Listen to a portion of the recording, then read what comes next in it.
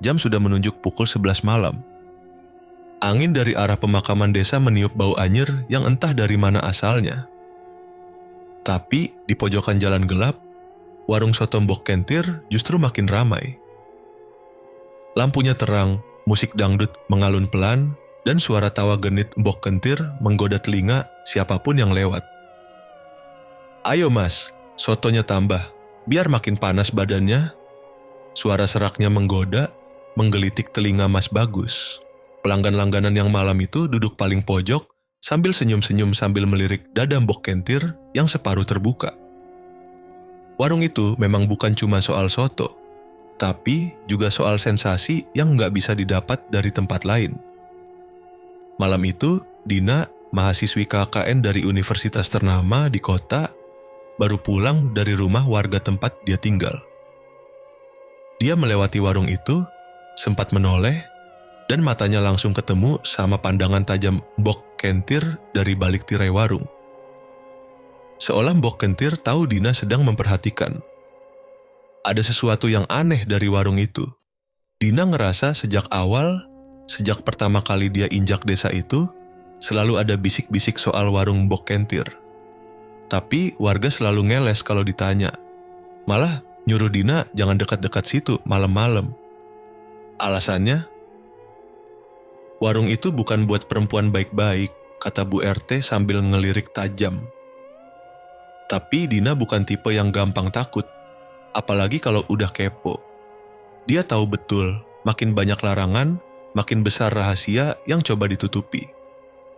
Dan warung soto itu, dengan segala aroma dagingnya yang menggoda, dan pemiliknya yang selalu tampil menggoda seperti tante-tante di sinetron tengah malam, jelas menyimpan sesuatu yang gak beres. Malam itu, Mas Bagus jadi pelanggan terakhir. Setelah sotonya tandas, dia disuruh masuk ke dapur belakang sama Mbok Kentir. "Mas, bantuin saya bersih-bersih, ya? Nanti dikasih bonus." "Yang enak," katanya sambil kedip genit. Tapi Mas Bagus gak pernah keluar lagi dari situ. Besok paginya, warung itu tetap buka. Mbok Kentir tetap tampil genit dengan lipstik merah menyala dan daster ketat yang membentuk tubuhnya.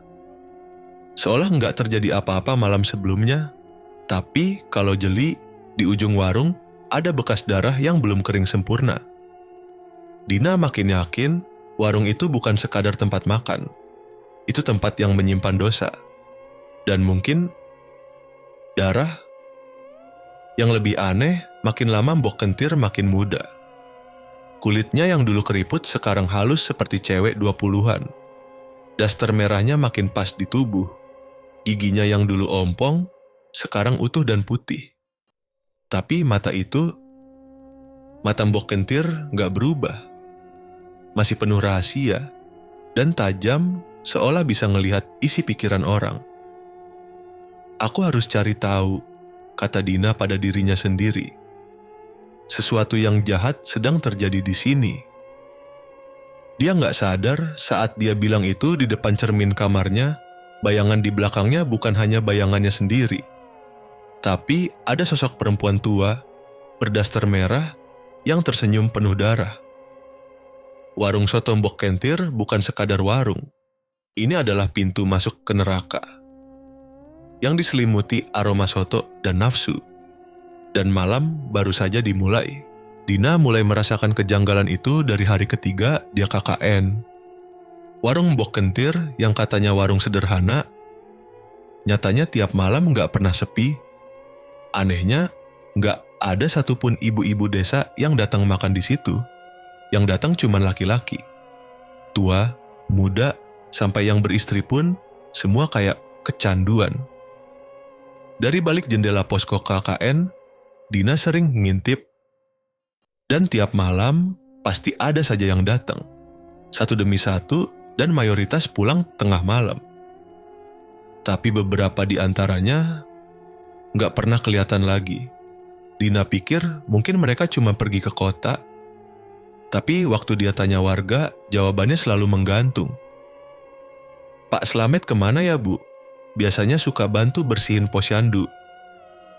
"Oh, itu mungkin ke rumah saudaranya di Banyumas," Tapi pas Dina tanya ke Pak RT, katanya Pak Slamet itu yatim piatu dan sebatang kara. Malam keempat, Dina nekat beli soto di warung itu. Buat bahan observasi, pikirnya. Dia datang jam 8 malam sendirian. Warung masih ramai, tapi semua mata langsung ke arahnya. Para lelaki itu diam, seperti heran kenapa ada perempuan datang. Mbok Kentir menyambut dengan senyum lebar. Loh, cantiknya baru kali ini ada bidadari malam mampir ke warung tua ini. Duduk, nduk. Mau soto? Dina mengangguk. Dia duduk mencium aroma kuah soto yang anehnya wangi banget. Tapi ada bau lain yang samar, bau amis seperti darah. Saat mangkuk soto datang, Dina langsung merinding. Ada sesuatu di dalamnya. Bukan cuma daging biasa. Potongannya terlalu halus, seperti organ manusia. Tapi dia nggak mau mikir yang aneh-aneh. Dia cuma aduk-aduk, pura-pura makan. Nggak doyan nduk. Suara Mbok Kentir dekat banget di telinganya. Padahal tadi posisi wanita itu jauh di ujung dapur. Iya bu, cuma lagi nggak lapar. Hehe. Mbok Kentir menatapnya lama. Matanya nggak wajar, seperti nggak berkedip. Tapi akhirnya dia tersenyum lagi, kali ini lebih lebar, dan bisikannya bikin bulu kuduk Dina berdiri. Hati-hati lo nduk. Di desa ini kalau terlalu penasaran, bisa hilang selamanya. Dina langsung pamit pulang, dan begitu keluar dari warung, dia langsung muntah di pinggir jalan. Isi perutnya kosong, tapi rasa mual itu bukan karena soto, tapi karena suasana, karena tatapan mata para lelaki tadi, dan karena Mbok Kentir yang entah kenapa seperti bisa mencium isi pikirannya. Di kamar, Dina coba tulis semua kejanggalan itu di buku catatan. Tapi saat dia buka catatannya, ada tulisan lain di situ. Tulisannya bukan miliknya. Jangan ganggu, dia milikku. Tangannya gemetar. Dia lihat sekeliling kamar, jendela tertutup, pintu terkunci. Tapi perasaan gak aman itu makin kuat. Saat Dina matikan lampu dan rebahan, dia dengar suara pintu depan rumah dibuka pelan. Padahal semua orang di rumah sudah tidur. Langkah kaki menyusuri lorong. Makin dekat, makin pelan. Dan suara itu, suara Genit, setengah tertawa, pelan dan panjang. Nduk, kamu manis sekali. Dina langsung bangun, nyalain lampu dan keluar kamar. Tapi lorong kosong. Pintu masih terkunci. Semua orang masih tidur. Seolah suara itu cuma ada di kepalanya. Tapi dia tahu, sejak malam itu, warung soto itu nggak lagi bisa dianggap warung biasa. Dan Mbok Kentir jelas bukan perempuan biasa. Ada yang nggak beres. Dan keanehan itu baru saja dimulai. Besoknya, Dina datang ke balai desa, pura-pura nyari data warga buat laporan KKN. Padahal niatnya cuma satu.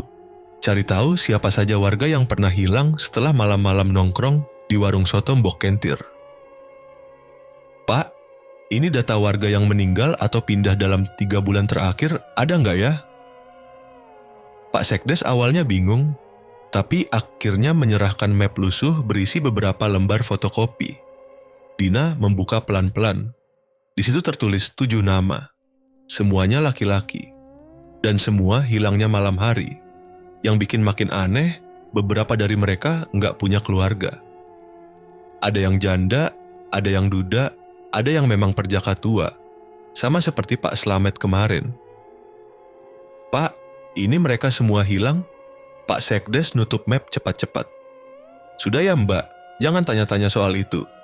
Nanti malah bikin warga resah. Dina keluar dari kantor balai dengan kepala penuh pertanyaan. Semakin jelas, warung soto itu bukan sekadar tempat makan. Ada pola. Semua pria kesepian. Semua datang malam. Dan semua lenyap. Sore harinya, Dina iseng mampir ke dapur warga yang rumahnya dekat warung Mbok Kentir. Rumah Bu Lastri, janda tua yang terkenal cerewet tapi baik. Dina bantu-bantu ngulek sambal sambil nyari celah buat ngobrol. "Bu, warung Bok Kentir tuh tiap malam rame banget ya. Hebat, padahal cuma jualan soto." Bu Lastri langsung berhenti ngulek, tatapannya tajam. "Kamu jangan suka main ke situ malam-malam. Warung itu warung setan." Dina langsung pura-pura kaget. "Hah? Maksudnya, Bu?" "Aku nggak mau ngomong banyak, tapi banyak yang nggak balik setelah makan di situ. Apalagi kalau udah masuk dapur belakang. Ya Allah, Nduk, aku pernah lihat sendiri. Ada laki-laki masuk tapi yang keluar cuma darahnya di selokan." Dina langsung merinding, tapi otaknya malah makin penasaran. Dia merasa harus ke dapur belakang warung itu. Lihat sendiri, buktikan. Malamnya Dina nunggu di pojokan jalan dari jauh sambil mantau warung Bok Kentir. Dan dia lihat sendiri Mas Roni, sopir angkot dari desa sebelah, masuk ke warung. 1 jam, 2 jam, warung sepi. Nggak ada suara lagi. Jam 2 dini hari Dina nekat nyamperin warung. Dia ngendap dari belakang lewat jalan semak yang jarang dipakai orang. Dapurnya terbuka. Dari balik celah papan, dia ngintip. Dan di sanalah dia lihat Mbok Kentir. Daster merahnya terangkat sebagian. Badannya melenggok-lenggok, seperti menari di atas tubuh Mas Roni yang tergeletak telanjang di lantai. Tapi bukan sekadar adegan mesra. Ada darah. Banyak. Mbok Kentir memegang sesuatu seperti pisau kecil. Dia mengguratkan simbol aneh di dada Mas Roni yang setengah sadar. Lalu dia bisikan mantra dan darahnya disedot secara harfiah, seperti ditarik ke tubuh Mbok Kentir lewat lidahnya sendiri. Dina nggak bisa tahan. Dia mual, terhuyung mundur, dan tanpa sengaja menginjak ranting. Krak! Mbok Kentir berhenti. Kepalanya menoleh cepat. Matanya tajam, pupus semua kelembutan dan genitnya. Yang ada cuma mata hitam penuh kebencian. "Siapa di sana?" Dina lari sekencang-kencangnya. Nafasnya ngos-ngosan. Dia tahu malam itu dia udah masuk terlalu jauh. Konflik pertama udah pecah. Dan Dina sadar dia nggak cuma nyari jawaban, dia lagi main-main dengan kematian. Sejak malam itu, hidup Dina berubah. Dia nggak bisa tidur tenang. Tiap kali pejam mata, dia lihat Mbok Kentir dengan tubuh setengah telanjang, matanya merah, dan lidah panjang melingkar seperti ular. Kadang Dina juga mimpi jadi Mas Roni. Telanjang di lantai, darahnya dihisap hidup-hidup. Awalnya Dina pikir itu cuma trauma. Tapi pas bangun, dia sadar tubuhnya basah. Tapi bukan keringat, melainkan cairan lengket berwarna merah samar. Bau anyirnya kuat banget. Dan itu bukan mimpi, spray kamarnya juga basah. Dina mulai takut tidur. Dia begadang tiap malam, nempel terus sama laptop dan kopi. Tapi tetap aja, suara-suara itu datang. Kadang dari jendela. "Duk, kamu manis banget malam ini." Kadang dari kamar mandi. "Masuk sini, biar Mbok mandiin." Dan tiap Dina ke cermin, dia lihat bayangan perempuan tua itu berdiri di belakangnya. Tapi pas noleh, nggak ada siapa-siapa. Teman-teman KKN mulai curiga. Dia, temannya sekamar, nanya, "Din, kamu kenapa sih? Mukamu pucat, matamu cekung, kayak orang kerasukan." "Aku cuman kurang tidur," jawab Dina singkat. Dia nggak bisa cerita. Siapa juga yang bakal percaya? Warung soto bisa hisap darah, Mbok Kentir penyihir seks, nggak mungkin orang nerima mentah-mentah. Tapi yang paling bikin Dina panik adalah tubuhnya sendiri. Dia mulai mimpi aneh tiap malam. Mimpi dirinya melayani pria-pria asing di tempat yang sama, dapur warung itu.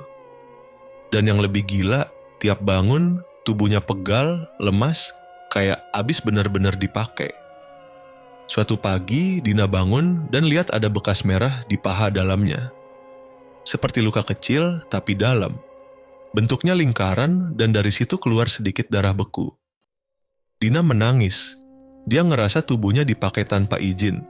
Tapi siapa pelakunya? Mimpi itu terasa nyata.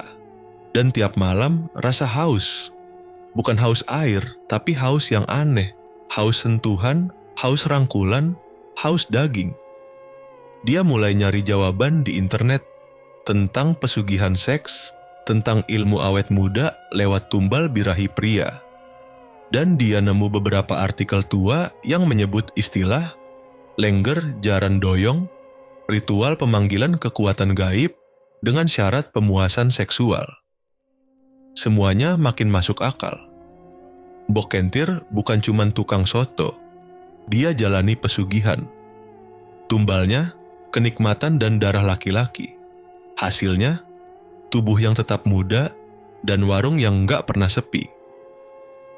Malam itu Dina nekat ngerekam suara dari dalam kamarnya. Dia nyalain aplikasi perekam di HP, lalu tidur sambil pasang earphone supaya nggak dengar apapun. Besok paginya dia dengerin hasil rekaman. Hampir 1 jam pertama cuma suara dengkuran. Tapi jam 2 lewat ada suara pelan. "Duk, kamu udah siap kan?" Suara kain disingkap, napas berat, lalu suara desahan. Suara dirinya sendiri, tapi Dina tahu dia nggak sadar ngelakuin itu. Itu bukan dia. Dina teriak. HP dilempar ke lantai. Dia peluk tubuhnya sendiri, gemetar. Badannya, pikirannya, bahkan jiwanya kayak udah dirasuki. Dan dia sadar kalau terus diem dia bakal jadi korban selanjutnya. Bukan cuma dihisap, tapi dijadikan alat pesugihan juga. Keanehan itu udah masuk ke darahnya. Dina nggak mau diem lagi, dia harus cari bukti nyata kalau Mbok Kentir beneran pakai pesugihan. Malam itu dia pura-pura makan di warung, duduk di pojokan deket dapur. Tapi kali ini dia bawa alat perekam kecil yang diselipin di bawah taplak meja. Soto Mbok Kentir masih seperti biasa. Wangi, panas, dan selalu bikin ngiler. Tapi Dina nggak fokus ke rasa. Matanya terus melirik ke tirai dapur yang kadang terbuka sebentar tiap Mbok Kentir masuk keluar. Beberapa lelaki duduk di meja tengah, semua sendirian, semua diem. Matanya kosong, kayak orang kena hipnotis. 1 jam berlalu, dapur makin sepi. Akhirnya Mbok Kentir keluar, senyum genit, bawa soto terakhir ke pelanggan paling ujung. Lelaki itu cuma senyum kecil, lalu ikut Mbok Kentir masuk dapur. Tirai ditutup rapat. Dina tunggu. 5 menit, 10 menit. Tiba-tiba suara tangisan lirih terdengar dari dapur. Diikuti suara seperti sesuatu disayat. Dina langsung berdiri pura-pura ke kamar mandi. Tapi dia nggak masuk ke WC, melainkan ngintip dari balik rak bumbu yang menghadap langsung ke dapur. Apa yang dia lihat bikin lututnya lemas. Lelaki tadi telanjang, berdarah, tubuhnya tergantung di langit-langit dengan tali kain merah. Mbok Kentir duduk di bawahnya, menampung tetes darah yang jatuh dengan mangkuk. Tapi bukan itu yang bikin Dina pengen muntah. Mbok Kentir menjilat darah itu sambil tertawa kecil. Di sampingnya ada boneka janin dari lilin yang seolah bernapas pelan. Dina buru-buru keluar, nyaris jatuh karena kakinya gemetar. Dia lari ke penginapan tanpa menoleh, lalu langsung colok alat perekam ke laptop. Dan ya, suaranya jelas. Jeritan laki-laki, suara Mbok Kentir, komat kamit, nyebut mantra, dan gemericik darah. Dia upload rekaman itu ke drive rahasia, buat jaga-jaga. Tapi belum sempat dia tidur, HP-nya bunyi. Nomor nggak dikenal. "Duk, kamu nggak boleh ngerekam ya, itu milik Mbok." Dina langsung matiin HP. Dia tahu, waktunya nggak banyak. Mbok Kentir udah tahu gerak-geriknya. Besok paginya, Dina ke balai desa, coba tanya-tanya soal sejarah warung itu. Tapi semua warga diem, kepala desa pun cuman geleng kepala. "Kalau kamu sayang nyawa, jangan ganggu Mbok Kentir. Kita semua utang sama dia. Tanpa warung itu, desa ini udah lama mati," katanya sambil menunduk. Dina bingung. Jadi, warga desa juga tahu, tapi mereka milih diam, milih biarin orang-orang hilang asal mereka tetap hidup. Sore harinya, Dina ke rumah Pak Jarman, mantan dukun desa yang udah lama mengurung diri. Dina maksa masuk meski ditolak. Setelah lihat rekamannya, wajah Pak Jarman langsung pucat. Itu bukan pesugihan biasa. Itu pemujaan ke Nyai Lurah Kembang Sungsang. Sekali kamu lihat, kamu udah dicap. Kamu sekarang bagian dari tumbal berikutnya. Dina terdiam. Semua mulai masuk akal. Tapi satu hal belum jelas. Kenapa Mbok Kentir pilih dia? Pak Jarman lanjut bicara, karena kamu perawan. Dan perawan dengan darah penasaran paling cepat memperkuat kekuatan iblis. Dina pulang dengan kepala pening.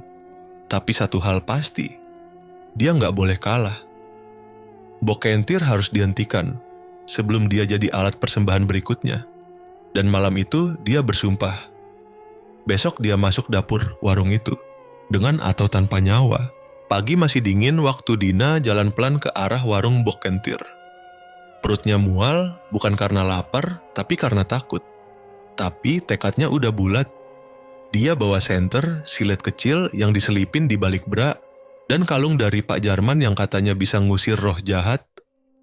Kalau imannya kuat, warung itu masih tutup. Tirai digulung, lampu mati. Tapi pintu belakang yang nyambung langsung ke dapur nggak dikunci. Dina masuk pelan, nafasnya ditahan.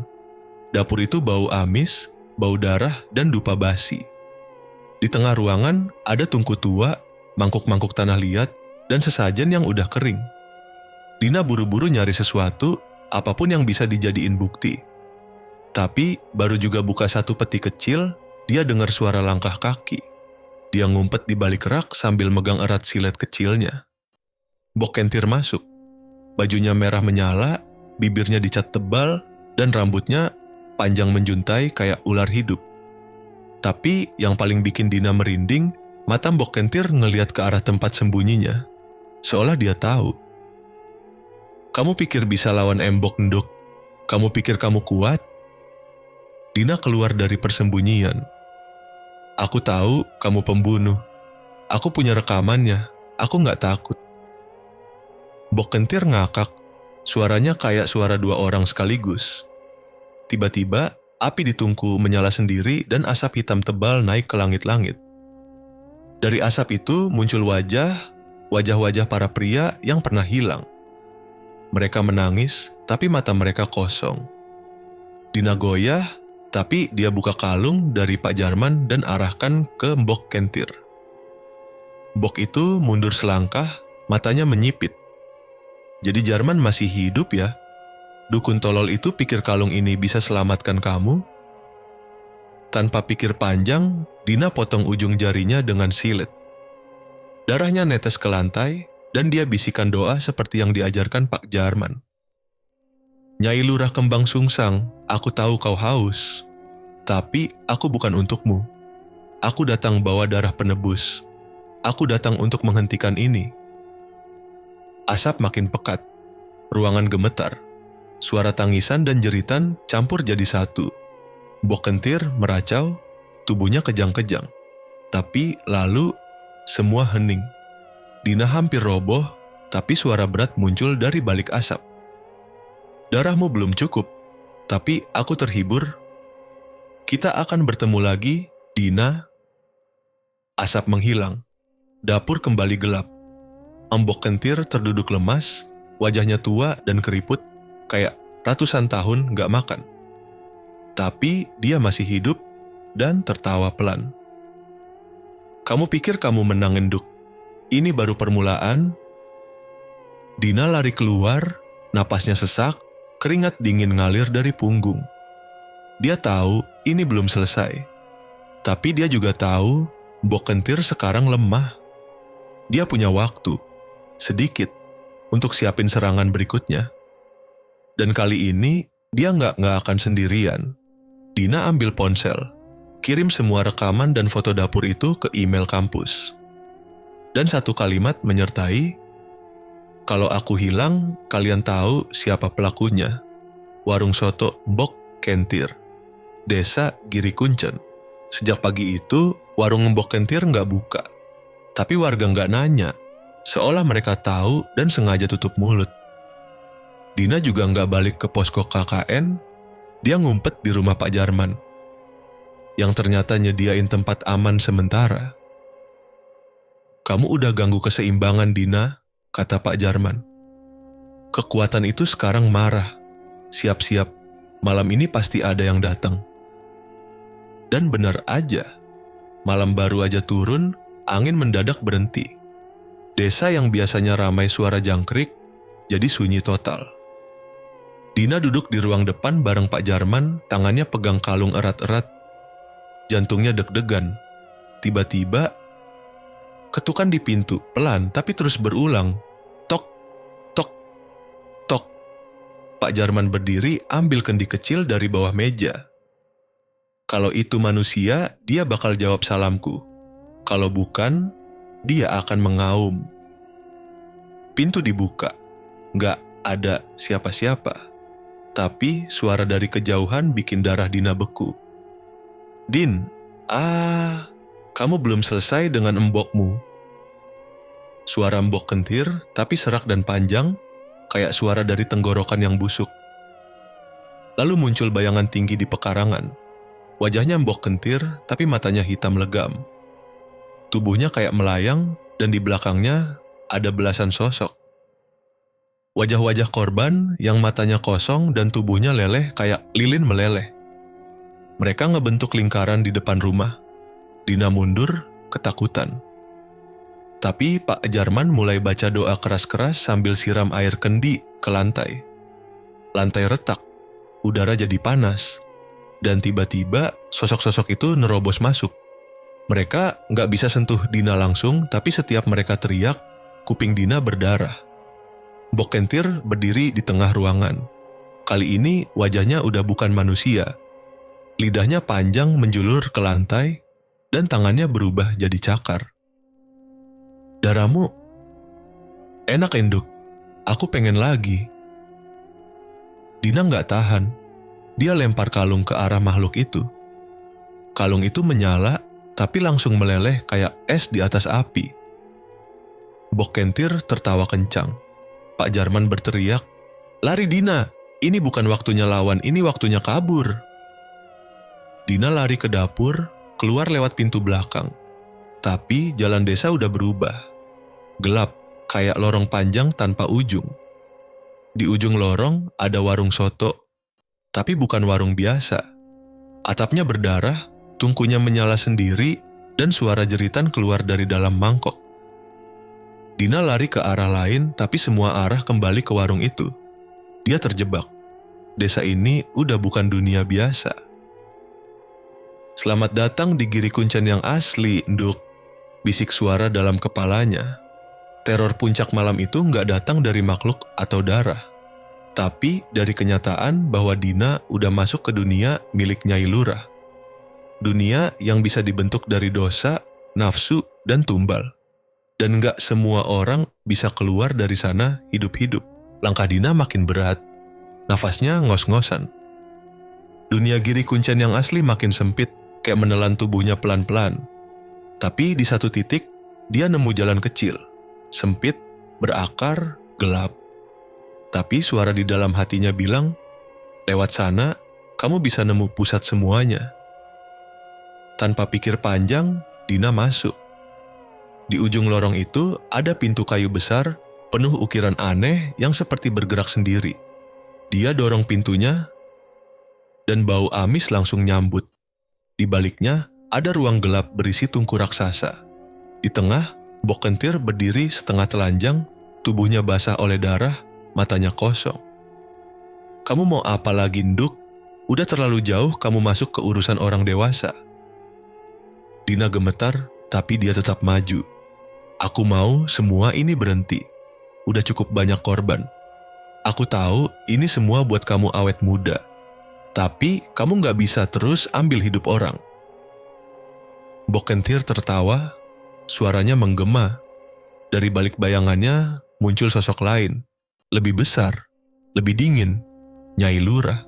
"Aku yang kasih dia kekuatan. Dan aku yang putuskan kapan semua berakhir," bisiknya. Suaranya kayak bisikan 1000 perempuan. "Kecuali kamu gantiin tempatnya." Dina mundur satu langkah. Apa maksudnya? Tubuhmu masih segar, energi hidupmu kuat. Kalau kamu mau, kamu bisa nerusin warung ini. Kamu yang jadi penerus, semua kekayaan, semua laki-laki, jadi milikmu. Tiba-tiba ruangan berubah. Dina berdiri di dalam warung, tapi dalam versi yang megah.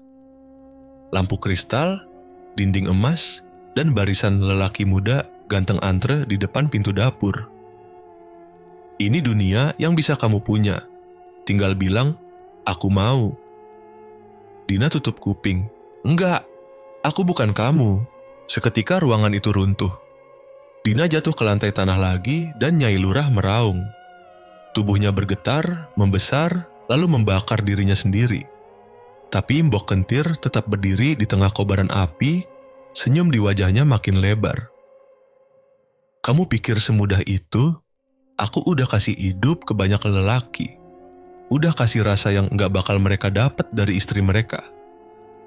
Aku ini Dewi, Induk. Dan Dewi gak mati cuman karena kamu bilang jangan. Dina buka botol kecil dari saku. Air kendi Pak Jarman. Dia percikan ke arah Mbok Kentir. Api menyala makin besar dan suara jeritan mengisi ruangan. Arga. Tubuh Mbok Kentir meleleh, kulitnya rontok, dan dari baliknya keluar sosok anak kecil, kurus, lusuh, matanya sembab. Anak itu versi kecil dari Mbok Kentir. Aku cuma pengen dicintai. Dari dulu, Dina mendekat, peluk anak itu sambil nangis. Tapi sebelum bisa berkata apa-apa, tubuh anak itu hilang jadi abu. Satu-satunya suara yang tersisa hanyalah deru api yang mati pelan. Konfrontasi malam itu gak berakhir dengan darah atau pisau, tapi dengan penolakan dan cinta. Masalahnya, apakah penolakan itu cukup kuat untuk menghapus semua jejak kegelapan? Dina keluar dari lorong. Dunia luar tetap gelap, tapi dia tahu besok pagi segalanya bakal berubah. Atau mungkin enggak, pagi datang. Matahari menyelinap pelan di balik kabut tipis desa Giri Kuncen. Dina berdiri di depan warung Mbok Kentir yang kini sepi dan gelap. Dindingnya menghitam, papan namanya copot, dan bau anyir darah sudah tak tercium lagi. Warga mulai berdatangan. Mereka melongok dari kejauhan. Ada yang bergumam soal mimpi buruk semalam. Ada pula yang bilang semalam seperti mendengar jeritan dari arah warung. Tapi mereka semua tetap diam saat melihat Dina berdiri sendirian di sana. Udah Mbak, kita tutup aja warung ini selamanya, kata Pak Jarman sambil meletakkan gembok di pintu warung. Wajahnya lelah tapi lega. Dina mengangguk. Biar jadi pelajaran. Jangan ada lagi yang percaya sama jalan cepat. Kabar hilangnya Mbok Kentir menyebar. Ada yang bilang dia minggat. Ada yang percaya dia mati terbakar di dapurnya sendiri. Tapi tak ada yang benar-benar tahu. Dina sendiri kembali ke posko KKN. Ia jalani hari seperti biasa, bersih-bersih balai desa, bantu ibu-ibu PKK, dan ngobrol sama warga. Tapi dalam tiap senyum yang dia lempar, ada rasa was-was yang belum hilang. Tiap malam, dia masih kebangun mendadak. Keringat dingin membasahi leher. Di dalam mimpinya, ia masih lihat Mbok Kentir duduk di kursi warung, tersenyum genit sambil bilang, "Duk, masakanku selalu dirindukan, loh." Tapi Dina terus meyakinkan dirinya. Semuanya sudah selesai. 2 minggu kemudian, tim KKN resmi pamit dari desa. Kepala desa bahkan mengucapkan terima kasih secara khusus ke Dina. Katanya, semenjak kejadian itu, suasana desa jadi lebih terang. Warung Mbok Kentir pun akhirnya diratakan dan dijadikan kebun obat. Nanti kalau kamu lulus, balik ke sini ya, jadi bidan atau guru. Desa ini butuh orang kayak kamu, kata Bu Lurah. Dina hanya tersenyum, walau dalam hatinya masih terasa kosong. Beberapa bulan kemudian, di kota, Dina sudah mulai kuliah lagi. Tapi, satu malam, waktu dia duduk di kafe sendirian, seorang pria asing menghampiri.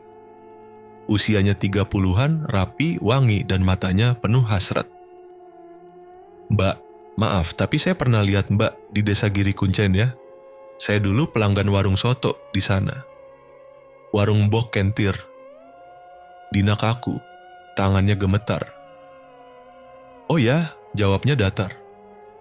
"Iya. Tapi setelah warung itu hilang, saya rasanya kayak kehilangan sesuatu. Bukan cuma rasa sotonya, tapi juga suasana di sana.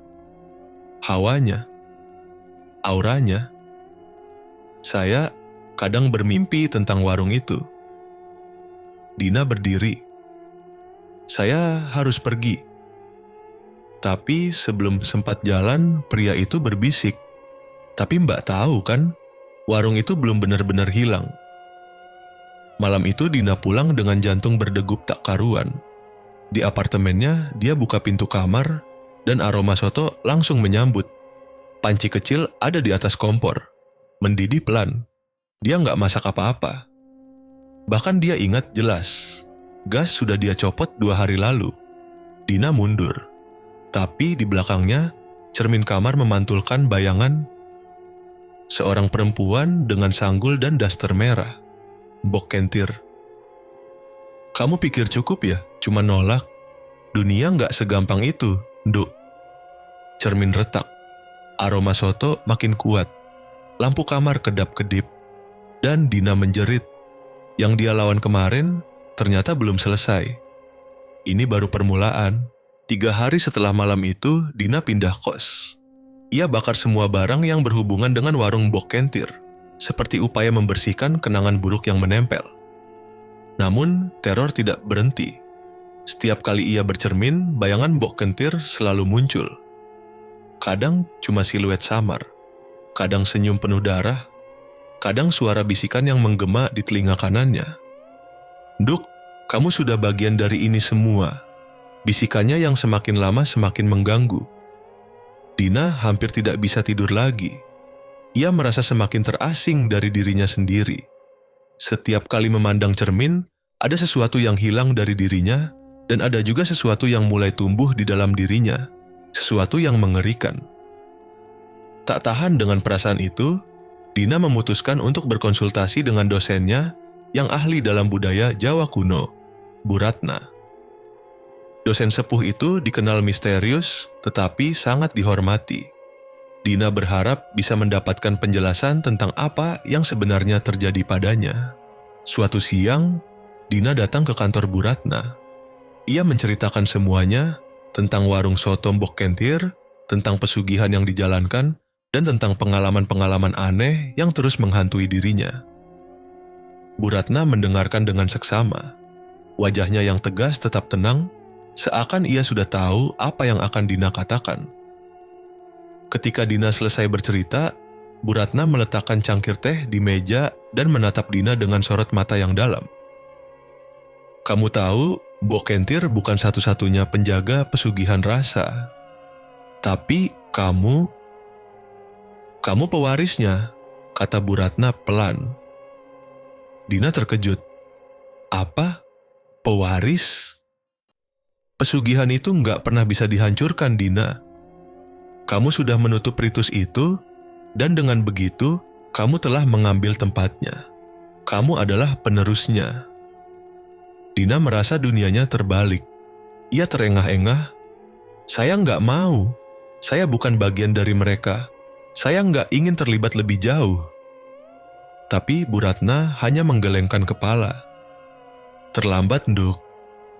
Kamu sudah di tengah lingkarannya. Tidak ada jalan keluar. Pesugihan itu sudah menjadi bagian dari dirimu. Kamu sekarang adalah bagian dari warung itu, penerusnya."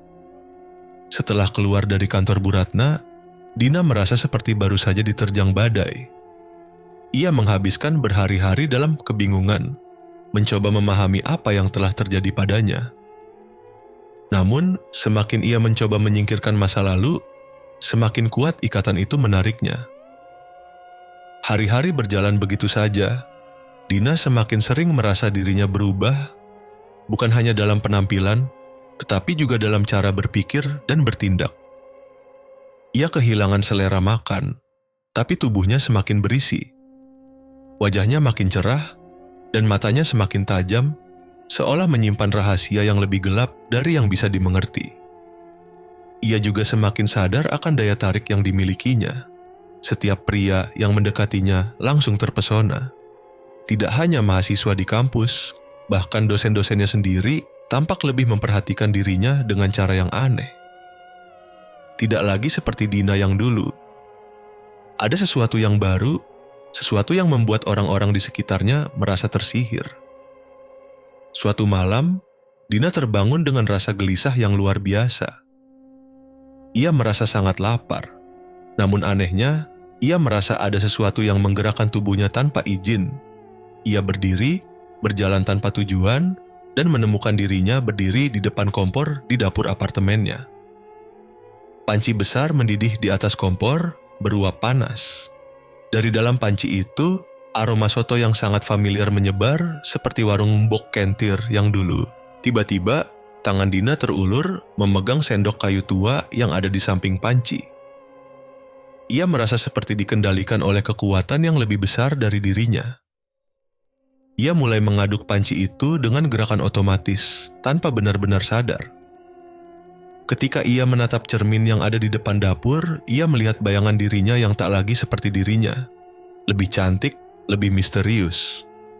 Namun, sebelum sempat melangkah lebih jauh, Dina teringat semua yang telah ia dengar dari Bu Ratna. Ia cepat-cepat melempar panci itu keluar jendela dengan hati yang berdegup kencang. Tapi begitu ia berbalik, suara tawa terdengar begitu jelas. Suara perempuan dan laki-laki. Mereka tertawa seperti mengolok-oloknya, penuh dengan kebencian. Tidak bisa begitu saja melarikan diri, nduk.